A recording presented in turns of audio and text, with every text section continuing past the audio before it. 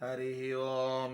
ఈనాటి మంత్రము భోగీంద్ర భోగ సంస్థాన ఫణిరాజ శరీరము సంస్థానముగా అంటే ఆస్థానముగా గలవాడు. ఫణిరాజు అంటే ఆదిశేషుడు.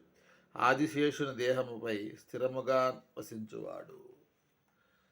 ఆదిశేషుడు స్వామివారికి పానుపుగాను, అదేవిధంగా స్వామివారు బయటకు వచ్చి నడవాలన్నప్పుడు ఆయనకి పాదుకలుగాను, అదేవిధంగా ఆయనకి గొడుగుగాను, ఈ విధంగా ఎల్లప్పుడూ స్వామివారితోనే ఉండేటటువంటి ఆ ఆదిశేషుని స్థిర నివాసముగా ఏర్పాటు చేసుకున్న శ్రీ వెంకటేశ్వరుని పాదపద్మములకు నమస్కరించుచున్నాను.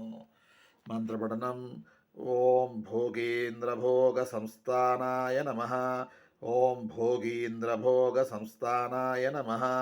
ఓం భోగీంద్ర భోగ సంస్థానాయ నమః.